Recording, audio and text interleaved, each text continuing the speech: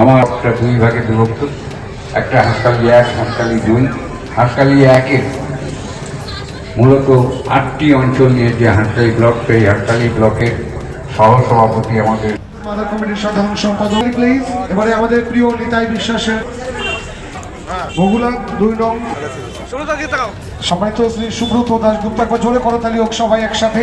এবারে স্বপন সাহা আমি অনুরোধ করবো ব্যাস জ্ঞাপন করবার মধ্য দিয়ে আরো কাছে করে নেবার জন্য।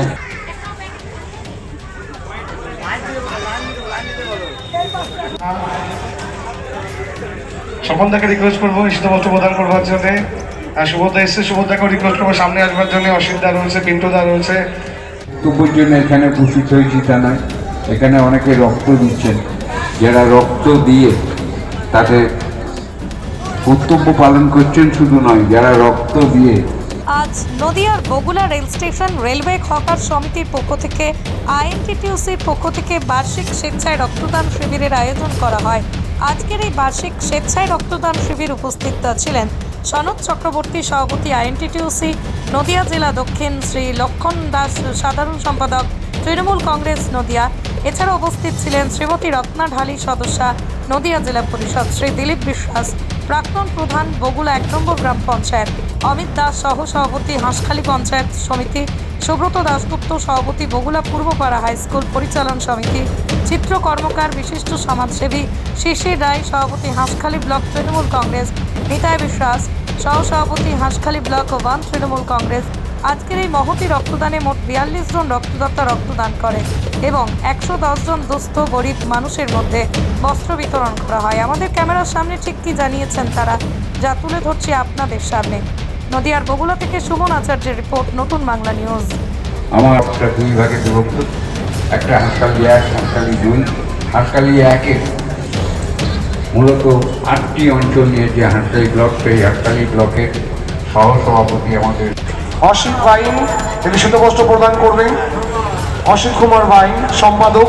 পৃথিবীর 3 ভাগ জল 1 ভাগ স্থল, তাই পানীয় জলের অভাব নেই, কিন্তু বিশুদ্ধ পানীয় জল একটাই, বৃষ্টি অ্যাকোয়া। প্রতি ফোঁটায় আনে তৃপ্তি, মেটায় তেষ্টা।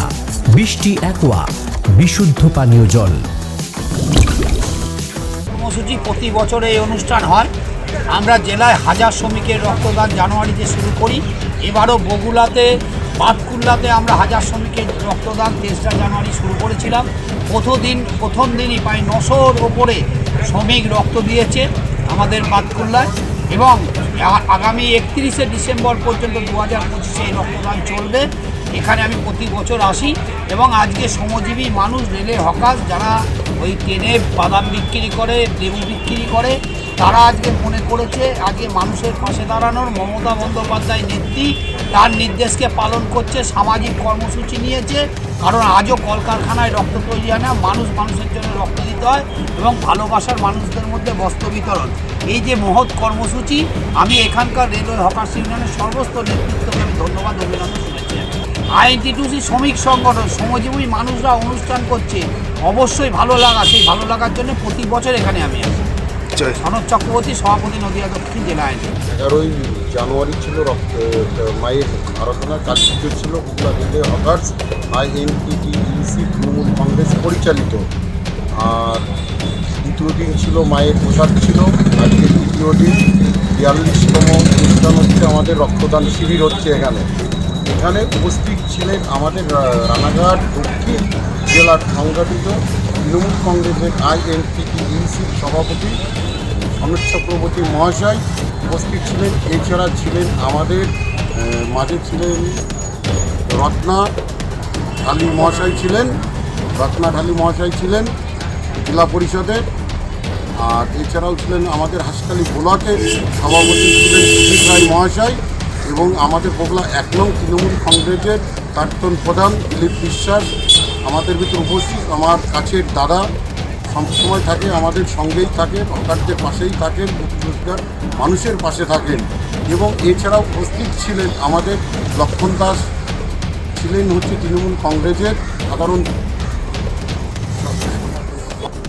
এছাড়াও উপস্থিত আছেন আমাদের কৃষ্ণনগর, রানাঘাট কৃষ্ণনগর মেডিকেল টিম রক্তদান শিবিরে এনরাও সহযোগিতা করছেন। এছাড়া আমাদের বগুলা আশেপাশের ছোটো বড়ো ব্যবসায়ী, তারাও সহযোগিতা করছেন।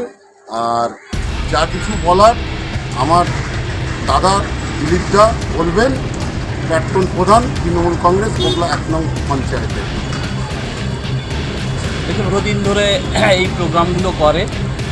পৌষকালী পুজো প্রথমত 11 তারিখে পৌষকালী পুজো করেছে, তারপরে প্রসাদ বিতরণ করেছে। বললাম প্রসাদ বিতরণের প্রচুর মানুষের সমাগম হয়েছিল এবং স্টেশনের প্ল্যাটফর্মের উপরে বলে প্রচুর ট্রেন যাত্রী আমি দেখেছিলাম যে একটা ব্যবস্থাপনা, ভালো ব্যবস্থাপনা ছিল। তারপরে এই রক্তদান শিবির আজকে এবং গরিব মানুষদের শীতবস্ত্র অর্থাৎ কম্বল বিতরণ করছে। প্রত্যেক বছরই আমি থাকি, এবছর বরং সময় একটু কম দেওয়া হয়েছে আমার। আমি এদের মানে প্রত্যেকটা অনুষ্ঠানের সঙ্গে যুক্ত। আমি ওটা মানে সারা বছর ধরে যখন যে অনুষ্ঠান করে বিভিন্ন সময়, ধরুন এই সামনে রিপাবলিক ডে, পতাকা উত্তোলন করবে, আমাকে বলবে, আমি আসি। স্বাধীনতা দিবসে পতাকা উত্তোলন করবে এবং সেই সঙ্গে আরও অনুষ্ঠানের ব্যবস্থা করে, আমি থাকি। সারা বছর ধরে হকার্সদের কথা আমরা কেউ ভাবি না যে আজকে হকার্সরাও একটা ভালো অনুষ্ঠান করতে পারে। দীর্ঘদিন ধরে করে আসছে, যে বললো 40-42 বছর হয়ে গেছে এই অনুষ্ঠান। তো আমি ধন্যবাদ জানাই এদেরকে যে এরাও ট্রেনের মধ্যে যেভাবে রোজগারের জন্য, নিজের পরিবারকে বাঁচানোর জন্য ট্রেনের মধ্যে ঘুরে ঘুরে ব্যবসা করে, আজকে তারাও মানুষের পাশে দাঁড়ানোর জন্য রক্তদানের মতো একটা মহৎ দান সেই অনুষ্ঠান করছে। আমি এদেরকে ধন্যবাদ জানাই এবং এদের পাশে প্রতিনিয়ত আমি থাকবো, এটাও আমি আশা করি থাকতে পারবো আগামী দিনে।